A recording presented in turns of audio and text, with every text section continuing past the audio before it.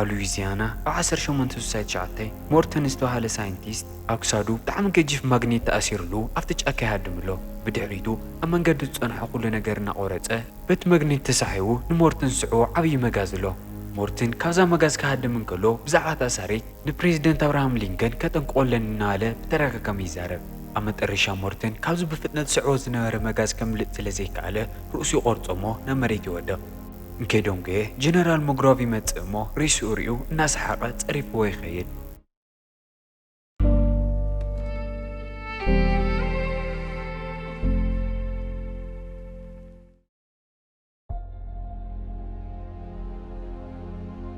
በቲ ወገን ድማ ኣብ ቨርጂንያ ጄምስ ዝተባሃለ ወዲ ምስ ሓንቲ ጽብቕቲ ጓል ኣብ ባኞ ጽቡቕ ግዜ እናሕለፈ ንረኽቦ ኣብቲ ከባቢኦም ናይ ትንቀሳቐስ ጋሪ ድምፂ ምስ ሰምዐ ግን ሓንሳብ ጠጠው ንኽተብል ይሓታ እሞ እንታይ ከም ዝፍጠሩለን ምርኣይ ይቕልቀል ኣብ ደገ እውን ናይ ጀነራል ሞግሮቭ ሰራሕተኛታት ገለ ዘይፍቀድ ኮንትሮባንድ ናብ ውሽጢ ዓዲ ንምእታይ ናብቲ ቦታ ከም ዝመፁ የስተውዕል ግን ሕዚ ጄምስ ኣብ ናይ ዕረፍቲ እምበር ኣብ ናይ ስራሕ ሰዓቱ ስለ ዘይነበረ እታ ምስኡ ዝነበረት ጓል ብጨርቂ ጌራታ ንኳል ተዓብሳ ገለ ድምፂ ሰሚዖም እቶም መፍራስ ደንጊፆም ይነፍፁ እሞ ነቲ ዓብዪ ሮቶ ተሸኪሙ ዝነበረ እዋም ተሰቢሩ ናብቲ ጄምስ ምስታ ጓል ዝሕምሰሉ ዝነበረ ቦታ ይወድቕ ጄምስ ብሰዓት ክዳን ንኽገብር እኳ ዕድልን ከይረኸበ እቶም ገበነኛታት ገጽ ንገጽ ይገጥምዎ እቶም ገበነኛታት ጄምስ ኣብቲ ሃገር ካብ ዘለዉ ፍሉጣት ሕጊ መኽበርቲ ምዃኖም ከይፈለጡ ንጄምስ ብተደጋጋሚ ይጸርፍዎ ጄምስ እውን ተናዲዱ እቲ ኣጋጣሚ ኩሉ ክዳውንቱ ንምኽዳን እናገበረ ሓደ ብሓደ ንኩሎም ይቕጥቅጦም እቶም መፍራት ፈሪሖም ሓዲጎም ቅድሚ ምህዳሞም እውን ነታ ምስኡ ዝነበረት ጓል ቻው ኢሉ ገጻ ምስ ሰዓማ ተንሸራቲቱ ናብ ልዕሊ እታ ጋሪ ይስቀል እቲ ተጻዒኑ ዝነበረ ሳንዱቓት ክኸፍቶ እንከሎ ኣብ ውሽጢ ናይትሮ ይረክብ እታ ጋሪ ብብዙሓት ኣፍራስ እያ ትጎተት ነይራ ግን ጄምስ ተጠንቂቑ ካብ ሕደ ናፍቲ ሓደ እናነጠረ ነቲ ቅድሚት ዝነበረ እናጋለበ ይመርሖም በቲ ወገን ድማ ኣብ ሓደ ክለብ ጎርደን ዝተባሃለ ሰብኣይ ሰበይቲ መሲሉ ንጀነራል ሞግሮቭ ትኩረቱ ክስሕቦ ይሞክርሎ ግን ከይሓስቦ ካሊእ ሰብኣይ ናብ ጎርደን መፂኡ ክላኸፎ ይሞክር እሞ ኣብ ክዳኑ ተሓቢኡ ዝነበረ መሳርሒ ገይሩ እናርአዮ ዝመፀ ቦክሲ ገይሩ ውንኦ ስሒቱ የደቅሶ ጎርደን ሓሳቡ ተሳኺዕሉ ጀነራል ሞግሮቭ እናተጓየ መፂኡ ይሓቅፎ እሞ ሒዝዎ ናብ ሓንቲ ክፍሊ እንትኸይድ ሓደ ወዲ ጠጠው የብሎም ግን ጀነራል ሞግሮቭ ንጎርደን ብጣዕሚ ፈትዎ ስለ ዝነበረ ሽጉጥ ኣውፂኡ ቀቲልዎ ይኸይድ ኣብ ተመሳሳሊ ሰዓት እቶም ይወሩ ዝነበሩ ፍራስ ኣብ ጥቓ ገደል ንክፀድፉ ንእሽተይ ይተርፎም እሞ ጄምስ ኣብታ ትኽክለኛ ሰዓት ጠጠው የብሎም ናብቲ ህንፃ ክርኢ እንከሎ ኣብ ውሽጢ እቲ ክለብ ጀነራል ሞግሮቭ ኮፍ ኢሉ እናተዘናግዐ ይሪኦ እሞ እንከይተረኣየ ንክቐትሎ ብድሕሪት ይድይብ ጎርደን ንጀነራል ሞግሮቭ ሒዝዎ ናብ ሓንቲ ክፍሊ ይኸይድ እሞ ኣብ ኣፍ ልቡ ተሓቢኡ ዝነበረ ሂፕኖታይዝ ምግበር ማሽን ተጠቒሙ ከናዝዞ ይፍትን ጎርደን ሙሉእ ንሙሉእ ኣብ ትሕቲ ቁፅፅሩ ምስ ኣትዮ እውን ኢስኮባር ዝበሃል ሳይንቲስት ንክትጠልፍ መን ይኸፊል ኢልካ ኢሉ ይሓቶ ግን እቲ መሳርሒ ሃንደበ ጠጠው የብል እሞ ጀነራል ሞግሮቭ ናብ ውንኡ ተመሊሱ ንጎርደን ክቐትሎ ካራ ይወፅእ ጄምስ ብመሽኮት ኮይኑ ዝናርኤ ድሕሪ ምጽናሕ ኣብቲ ትኽክለኛ ሰዓት ዘሊሉ ብምእታይ ንጀነራል ሞግሮቭ ወቂዑ ናብ መሬት የውድቆ ጄምስ ናብኡ ዝመፀ ንጀነራል ሞግሮቭ ክቐትል ስለ ዝነበረ ሽጉጥ የውፅእ እሞ ጎርደን ጠጠው የብሎ ምስኡ ዘድልዮም ሓበሬታ ከም ዘሎን እንተኽኢሎም ሒዞሞ ክወፁ ከም ዘለውን ድማ ንጄምስ የረድኦ እዚ ክሳብ ዘውግዑ ግን ጀነራል ሞግሮቭ ካብ ድቃሱ ይትስእ እሞ ንኽልቲኦም ወዲቖም ካብቲ ክፍሊ ይሃድም ጄምስ ንሞግሮቭ እናሰዓቦ ናብቲ ክለብ ይኸይድ እሞ ምስቶም ኣብኡ ዝፀንሑ ናይ ጀነራል ሞግሮቭ ሓለይቲ ይበኣስ ካብቶም ምስ ጄምስ ዝበኣሱ ዝነበሩ ዝተረፉ ገበነኛታት ድማ ነቲ ኢስኮባር ዝበሃል ፍላስፋ ሒዞሞ እናወፁ ስለ ዝርአ ጎርደን ጠጠው ከብሎም ይሞክር ግን ጄምስ እናጠቐሰ ብድሕሪት ይደፍኦ እሞ ንሳቶም እውን ይሃድሙ ብደገ ሓደ ኣርለስ ዝተባሃለ ሃብታም ሰብኣይ ኣብ ጋሪ ኮፍ ኢሉ እኒሀ ነተን ክልተ ኣንሽቲ ቦዲጋርድታቱ ድማ እንታይ ከም ዝብሉ ኣለዉ ከንፈሮም ርአን ንኽነግሮ ይሓቶ እሞ ንሰን እውን እናርኣያ ድሕሪ ምጽናሕ ጎርደንን ጄምስን ናይ መንግስቲ ልኡኻት ምዃኖም ይፈልጣ ኣርለስ ነቲ ዝተጠለፈ ሳይንቲስት ናብ ጋርኡ ምስ ኣትየ እታ ናይ ትሮ ፅዒና ዝነበረት ጋሪ ሓዊ ኣቃፂሉ ናብቲ ክለብ ይሰዳ ድሕሪ ዝተወሰኑ መዓልታት ጄምስ ናብ ዋይት ሃውስ ይፅዋዕ እሞ ነቲ ፕሬዚዳንት ክረኽቦ ይኸይድ ግን ኡ ፀንሖ ንዕኡ ይመስል እምበር እቲ ፕሬዚዳንት ከም ዘይኮነ ርግፀኛ እዩ ነይሩ ጄምስ መሳርሒ ኣውፂኡ ምን ምዃኑ ብተደጋጋሚ ይሓቶ እሞ ስለዘይኣመነሉ ንሰማይ ሓንቲ ጥይት ይትኩስ እቲ ወዲ እውን ጎርደን ምዃኑን እቲ ንፕሬዚዳንት ዝመሰለ ከዳድንኡ ይፍትን ከም ዝነበረን ይነግሮ ኣብታ ሰዓት እቲ ግራንት ዝበሃል ትኽክለኛ ፕሬዚደንት ናብቲ ውሽጢ ይኣቱ እሞ ኣብቲ ክለብ ካብ ዝተላለየሉ መዓልቲ ጀሚሮም ይጻልኡ ዋላ ይንበሩ ዳ እምበር ግድን ብሓደ ክሰርሑ ከም ዘለዎም ይረድኦም ሒዝዎም ናብ ሓንቲ ሚስጥራዊት ክፍሊ ምስ ከደውን ኣብ ኣሜሪካ ዘለዉ ኩሎም ፍሉጣት ሳይንቲስታት ከም ዝተጠለፉን መን ከም ዝወስዶምሉ ከም ዘይፍለጥን ይረድኦም ግን እቲ ሰብ ቅድሚ ዝተወሰኑ መዓልትታት መልእኽቲ ሰዲዱ ነይሩ ንግራንት እቲ ቤተ መንግስቲ ንዕኡ ንኸረክቦን ተዘየለ ግን እቶም ሳይንቲስታት ብዝሰርሕሉ ሓያል መሳርሒ ሙሉእ ኣሜሪካ ከም ዘፈሳን እቲ መሃብ ዝኣወየ ስልጣን ብሓይሊ ከም ዝወስደን ዝነገር እዩ እቲ ደብዳቤ እውን ብሳሬታት ኣብ ዝመልአ ሳንዱቕ ይመጽ እዩ እዞም ክልተ መሳርሕቲ ጀነራል ሙግራፍ ሓያል ቀታሊ ምዃኑ ዋላ ይፍለጡ ዳ እምበር ደንቆሮም ዝኾነ እውን ርግፀኛታት እዮም። ስለዝኾነ እዚ ፕላንን ካልኦት ማሽናትን ዘዳልሎ ካሊእ ሰብ ክኸውን ኣለዎ ኢሎም ይሰማምዑ። ፕሬዚደንት ግራንት ስልጣኑ ንኽረክብ ሓደ ሰሙን ጥራይ ስለ ዝተውሃቦ ንዞም ክልተ ምን ምዃኑ ንኽፈልጡ ሰሙን ሂቡ ይሰዶም። ስርሖም ንኽጅምሩ ዝተዳለየሎም ፈጣን ባቡር ነይሩ። ግን ናይ ጎርደን ሳይክል ካብ ናይ ጄምስ ፈረስ ዝፈጠነ ስለ ዝነበረ ቀዲሞ የበፅሕ እሞ ኣብ ውሽጢ ኮይኑ ይቕልደሉ። ጄምስ ሓሪቑ ብፈረሱ እናጋለበ ይጸንሕ እሞ ናብ ድሕሪታ ባቡር ክስቀል እንከሎ ተሓዊኡ ዝነበረ መፈንጠር ኣልዒሉ ናብቲ ውሽጢ ባቡር ይደርብዮ።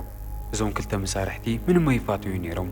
ክታዕ ክጅምሩ እንከለዉ እውን ጄምስ መጨረሻኡ ንጎርደን ቦክስ ይወቕዖ። ጎርደን እውን ዝተፈላለዩ ምንቅስቓሳት እናፈጠረ ንጄምስ ትኩረቱ ይሰርቆ እሞ ሓንቲ ሞልጎም ፀቐጠ ተሓዊኡ ዝነበረ ዓብዪ ሞደሻ ወፂኡ ንጄምስ ይወቕዖ።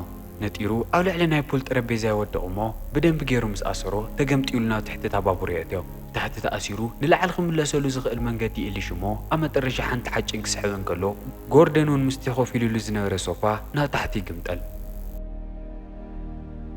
ኣብ ታሕቲ ክልቲኦም ምእንትታ ሃገርን እቲ ፕሬዚዳንትን ንኽሰማምዑ ይረዳድኡ እሞ ንላዕሊ ይወፁ። ድሕሪ ደቓይቕ ጎርደን ናይ ሞርተን ርእሲ ኣምፂኡ ምስ ዝኾነ ማሽን የጣውቆ እሞ እቲ ናይ መጨረሻ ዝርአዮ ነገር ይርኢ። እቲ ሰብ ጀነራል ሙግራፍ ምዃኑ ይፈልጡ እሞ ኣብ ጅብኡ ዝነበረት ናይ ዕድመ ወረቐት ሪኦም ኣብ ኒው ኦርሊን ናብ ዝግበር ምድላው ከም ዝተዓደመ ምስ ረኣዩ ንኽእልሽዎ ናብኡ ይኸዱ። ኣብቲ ምድላው ዝግበረሉ ህንፃ ክበፅሑ እንከለዉ ጄምስ ብድሕሪት ከኣት እናፈተነ ሓደ ጋርዲ ሒዞ ምስኪን ሰብ መሲሉ እናፀንሐ ድማ ኣዘንጊዑ ቦክሲ ብምውቃዕ ውንኡ ስሒትዎ ይኸይድ። ብመስኮት ገይሩ ናብ ውሽጢ ከኣት እንከለዉ እውን ናይ ኣርለስ ዋና መማኻሪት ዝኾነት ኢስት ይረኽባ።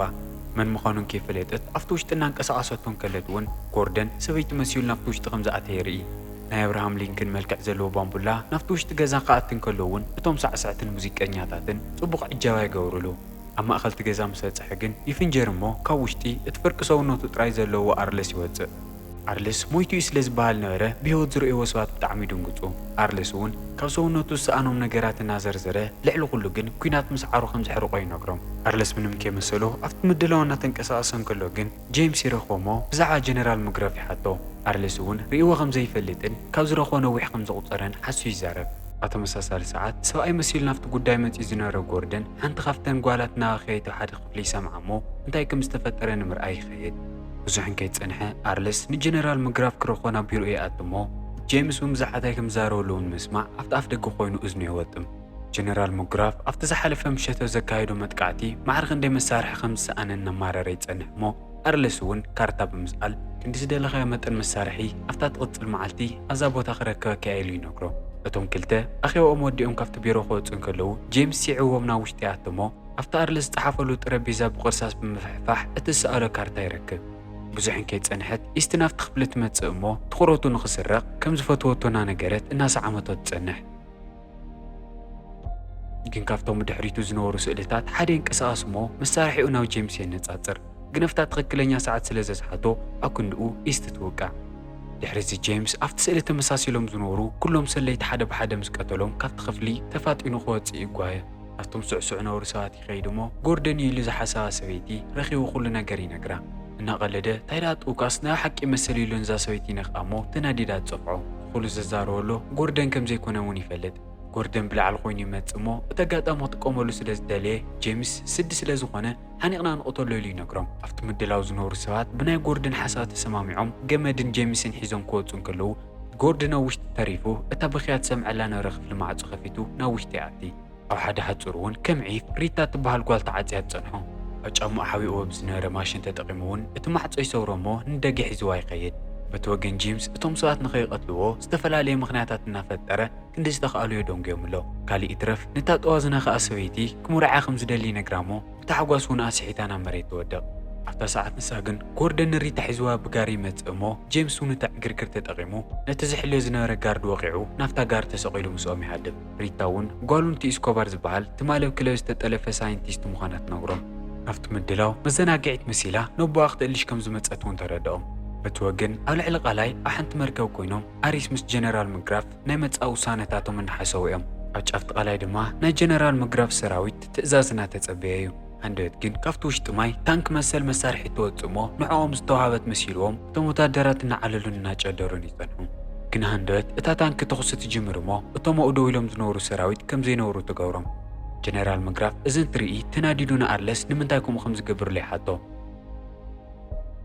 أرلس ون أو حلف بحد يواجهلو زنور ساعات نسو حد يجوا خمسة هادمن سونكو دما أقارون فرقصونوتن كم سنة قص قلويتو الجنرال مغرافي زارو جنرال مغرافون ندقايق نحسب دحر مصنح أرلس كاويل تشيرو شقوط أوتيو بدحريت قتيلو نافت ما يأتيو دحرزي أرلس عديموم نوزنور جنرالات يخيدمو وتزالت مسارحتات يكتور يتداليخم كندزمت أنزلو وركي صح نقوهم تليلي نقرم دحرز توسنة دقائق غوردن مستون كالوتو عرقتو نافتو بوتا يموتو قم كل متادرات مويتوميم تاز قتلتهم تانكيلان أرلس ون كيديو جيمس ون كم زعيت حالي زلو مسارحي أو حدا كتمانات تقوملو سميع نيرا كن حق زلو يمثلن نيرو لنا نقرم أو شافت قالاي قلا دمتي سمعمو جنرال مغراف انكي موتي يتصرحهم جيمس ون أفت نيو ليبريتيز بحال عدي متقاعد زفت ان كان سخار خايلو حطمو جنرال مغراف نسو خمزي كونن أرلس مدلاو تخصاو زودق كلو بشمي إزغورو نيرو لي نقرم جيمس توسقت حطوتات ولا حطوتو دا أمبر جنرال مغراف كل من لزوم جيزي رخبن دقائق انكي تسنح دما يموت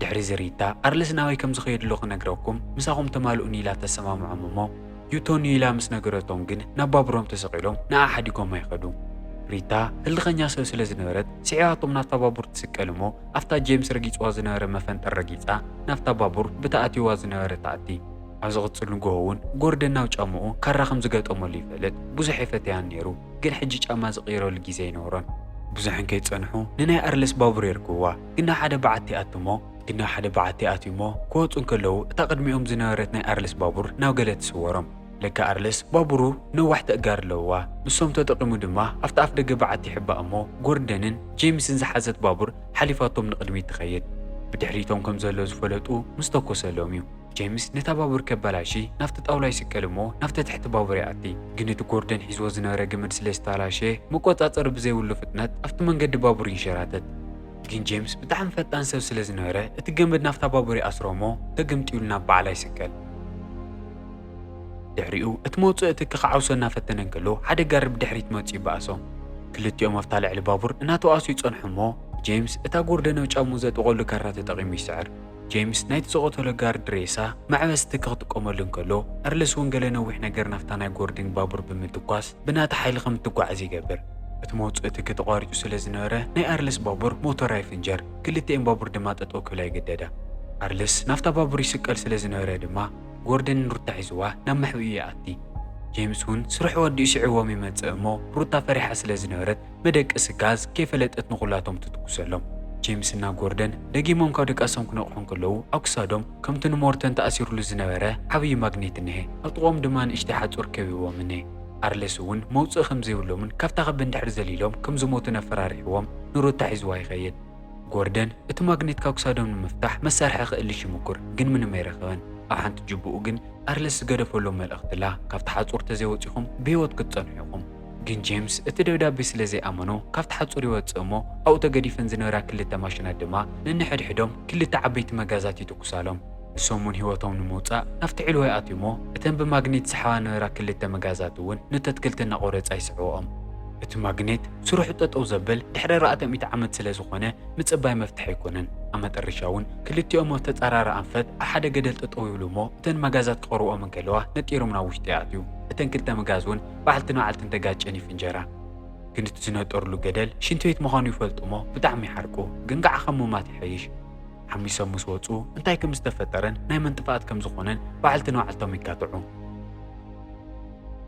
غوردن ناي جيمس زرا بتعمينا دو سلازناره من العلو خوقعي مكرمو نتوكسادو تأثيرو زناره ماغنيت يوقعو ناي كلتيوم تسحاحي ودما كيف فتويو أفنا أفتا أساسيروم يوعلو اتن ماغنيت أصونوتم ناو زناره استفلالي حتصويننا تسحاو سلازحسروم ناو كلتا تتقرار أنفت كوغوي مكرو ولا ترححي قومين برو اتن ماغنيت تعمي حيال مليسو دما سحاحي ويقاجم إنان كراريوون نا حدك ألا يأتيمو ناي غوردن مسارحتات أو نا تنسافو يتصنحو تكسادهم زنار ماغنيت مسفتحو نمشيو تحوق أتيلهم جيمس سخنا نقرنا تأسي يعرفو جيمس أو كل عنتو باريخم زنارن كافتنايك أنجا فاوري كامليتو أبرخنا نارن كلو أتوم تنتاوان أمريكان كم زرخوون كم ودهم كم زعويوان يردو أمون قوقعهم حدزنا فرحة سخا مساريتنا تأسيري إمو كم يجيرو خمزتك جيمس نغوردن يردو غتصل نغوهو أفتسارانا تقعزون كلو غوردن حيزو زنار ماغنيت حندوتنا حدا أنفت يسعوه لك أرلس ناوي كم زخيد زي فلت ناوي وعلو ناي مابر منقد سلز نورو حجي سلز رخوون ناوي كم زخدن مفلات بزحيك تشكرومن እናሰዓቦም ምስ ከዱ እውን እታ ተሰሪቓ ዝነበረት ባቡሮም ኣብ ሓደ ቦታ ይረኽብዋ። ኣብቲ ጥቑኡ ዝነበረ ሓደ ሽንጥሮ ድማ ኣርለስ ዝሰርሓ ምልእቲ ከተማ ከም ዘላ ይርድኦም። ግን ክሳብ ሕዚ ማንም ዘይፈልጦ ዝነበረ ፍሉይ መሳርሒኡ ዓባይ መካኒካል ሳሬት እያ። ብቅድሚያ ዝጸንሐ ኩሉ ነገር ብቐሊሉ ናይ ምፍራስን ምድምሳስን ዓቕሚ ድማ ኣለዋ። ክልቲኦም ናብታ ተሰሪቓ ዝነበረት ባቡሮም ይምለሱ እሞ ጄምስ ጽሩይ ክዳውንትን ካልኦት መሳርሕታትን ይእልሽ። ጎርደን ድማ ኣብቲ ሰሃራ እቲ ሓሰኻንታ ሳሬት ከመይ ገይሩ የጥቃዓ ከም ዝነበረ ይዝክር እሞ ንዕኡ ተመሳሳላይ መሳርሒ ስለ ዘድልዮም እታ ሊዮናርዶ ዳቪንቺ ዲዛይን ገይርዋ ዝነበረ ኣየር ንኽሰርሓ ይውስን። ጄምስ ግን ንዕኡ ዝኸውን ግዜ ከም ዘይብሎም ነጊሩ ካሊእ መፍትሒ ንኸምፁ ይመኽሮ። በቲ ወገን ፕሬዚደንት ግራንት ኣብ ሓደ ናይ ባቡር ጣብያ ንኽምርቆ እናተዳልየ እዩ። ግን እታ ምስማር ክወቕዓ ብዝቐረባ ሰዓት እቲ መሬት የንቀጥቅጥ እሞ ነጢራ ትወፅእ። ድሕሪ ደቓይቕ ብርሕቐት እቲ ናይ ኣርለስ ዓብዪ ሳሬት እናመፀ ይርእዎ እሞ ሰብ ተደናጊጹ ናብ ኩሉ ገጽ ፋሒሉ ይሃድም። ኣርለስ እውን እዛ ሳሬት ትመስል መሳርሒቱ ማዕርኽ እንደ ሓያል ምዃና ንምርኣይ ነታኡ ዝነበረት ባቡር ተወኪሱ ይወቕዓ። ድሕሪ እዚ ኣከዳድንኡ ነቲ ፕሬዚዳንት መሲሉ ጎርደን ይመጽእ እሞ ንኣርለስ ትኹረቱ ክሰርቆ እንከሎ ጄምስ ብድሕሪት ይድይብ። ግን ኣርለስ እናተጠራጠረ እንከሎ እቲ ሓደ ፕሬዚዳንት እውን ይመጽእ እሞ ንኽልቲኦም ይሕዞም። ጄምስ እውን ደይቡ ክውድእ እንከሎ ሓንቲ ጋርዲ ትሪኦ እሞ ተኩሳ ክትወቕዖ እንከላ ካብታ ሰሬት ጸዲፉ ናብ መሬት ይወድቕ። በቲ ወገን ኣርለስ ኩሎም ጀነራላት ተኣኪቡ ንኣሜሪካ ፕሬዚዳንት ምስ ኮነ ንዝተፈላለየ ሃገራት ከም ዝሸጣን እቲ ቅርሺ ተጠቒሙ ድማ ነታ ዝተረፈት ኣሜሪካ ዓባይን ትፍርሓን ሃገር ከም ዝገብራ ይነግሮም። በቲ ወገን ጄምስ ሳላ ጎርደን ዝሰርሕሉ ጥይት መከላኸሊ እታ ጥይት ከም ዘይቀተለቶን ከም ዘይሞተን ይፈልጥ። ተመሊሱ ናፍታ ባቡር ክኸይድ እንከሎ እውን ዝረኸቦ መሳርሒ ኣብ ቁልፊ እትሕባእ ንእሽተይ ሽጉጥ ጥራሕ እዩ። ኣብ ካሊእ ክፍሊ ናይ ጎርደን ዝተፈላለዩ ናይ ሰብኡትን ናይ ኣንሽትን ክዳውንቲ ይረክብ እሞ ሓንቲ ሓሳብ ትመጸሉ። በቲ ወገን እቲ ፕሬዚደንት ኣሜሪካ ሕሊፉ ንኣርለስ ንምሃብ ፈቓደኛ ኣይነበረን። ኣርለስ ድማ ንጎርደንና ሮዛ ከም ዝቐትሎም እናፈራርሐ እቲ ውዕሊ ንኽፈርም የገድዶ። ኣብታ ሰዓት ንሳ ግን ጄምስ ካብ ስዑድ ዓረብ ዝመጸት ልዕልቲ መሲሉ ይኣት እሞ ኣርለስን ከይረአየ ካብ ወንበሩታ መፍትሒ ሰሪቑ ንጎርደን ይህቦ። ጎርደን እታ ዝሃቦ መፍትሒ ተጠቒሙ ኢዱ ክፈትሕ እንከሎ ጄምስን ከይተፈለጦ እቲ ኣውራጅኡ ተሓዊኡ ዝነበረ ሓዊ ይውልዖ። ኣርለስ ንጋርድታቱ ንጄምስ ክቐትልዎ ክእዝዝ እንከሎ ጄምስ እቲ ሓዊ ናብኦም ገጹ ገይሩ ኩላቶም የቃጽሎም። ኣብ መንጎ ዕግርግር እውን ግራንት ነቲ ፕሬዚዳንት እናጎተተ ሒዝዎ ይወፅእ። ብዙሓት ሰራዊት ጠጠው ከብልዎም ክመፁ እንከለዉ እውን ናይ ፑል ኩዕሾ ትመስል ቦምቢ ይደርብየሎም እሞ ኩላቶም ይሞቱ። ሩታ እውን ኩሎም ተኣሲሮም ዝነበሩ ሳይንቲስታት ትፈትሖም እሞ ሒዛቶም ካብቲ ናይ ኣርለስ መሕብእ ቦታ ተምልጥ። ሕዚ ንኣርለስ ብታ ሳሬቱ ይኸይድ ስለ ዝነበረ ከርክዎ ይኽእሉን እንታይ ተገር ናይ ሓይሽ ኢሎም እናተማኸሩ እንከለዉ እውን ጄምስ ንጎርደን እታ ትብላ ነበርካ ኣየር ስርሓያ ንሳ ጥራሕያ መንገዲ ናይሉ ይነግሮ። ጎርደን እውን ናይ ሊዮናርዶ ዳቪንቺ ዲዛይንን ሳይክሉን ተጠቒሙ እታ ርእሱ ዝነበረት ኣየር ይሰርሓ።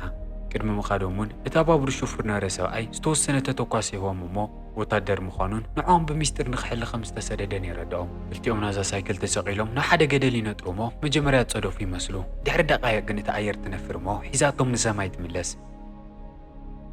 ኣብ ሰዓት እዚ ኣርለስ ሳሬቱ ሒዙ ናብ ሓንቲ ከተማ ይኸይድ እሞ እቲ ፕሬዚዳንት ሓሳቡ ንኽቐይሮ ሰባት ምቕታል ይጅምር። ድሕሪኡ ጎርደንና ጄምስ ብታ ትነፍር ሳይክሎም መጺኦም ብላዕሊ የጥቅዕዎ። ኣርለስ ብተደጋጋሚ ተኪሱ ዋላ ይውቃዕዮም። ኣብ መጨረሻ ጨርቆም ይቕደድ እሞ ኣብ ልዕሊ እታ ሳሬት ይዓሉ። ግን ኣብ ልዕሊ እታ ሳሬት ብዙሓት ጋርድታት ስለነበራ ይማርኽኦም እሞ ሒዞንኦም ናብ ኣርለስ ይኸዳ። ጄምስ ንኣርለስ ክሪኦ እንከሎ እናቐለደሉ ይጸንሕ እሞ ተናዲዱ ናብ ታሕተዋይ ክፍሊ ይደርብዮ። ኣብኡ ድማ ኣብ ክንዲ ኢድ ክልተ ካራ ዘለዎ ሰብኣይ ይገጥም። ንከይጸንሐ ካልኦት ኣብቲ ውሽጢ ዝሰርሑ ዝነበሩ ሰራሕተኛታት ክበኣስዎ ይዛረዩ እሞ ልዕሊ መጠን ፈጣን ክኾን ነይርዎ። ነቲ ካራብ ኢዱ ዘለዎ ሰብኣይ ሸንሸለት ተጠቒሙ ንደገ የጽድፎ። ነቲ ካልኣይ ናፍቲ ውሽጢ ሞተር የእትዮ፣ ነቲ ሳልሳይ ድማ ብባዲላ ርእሱ ወቂዑ እውን የስሕቶ። ኣብታ ሰዓት ንሳ ሙሉእ ሰውነቱ ብሓጭ ዝተሸፈነ ሰብኣይ ይመጽእ እሞ ጄምስ ክንዲ ዝወቕዐ ወቂዑ ምንም ቃንዛዝ ተሰምዖን። ንጄምስ ናብ ጫፍቲ ሳሬት ወሲዱ ከጽድፎ እናተዳለየ እንከሎ ግን ችፑ ይቃጸል እሞ ትክብ ኣፍንጮ ወፂኡ ይጸድፍ።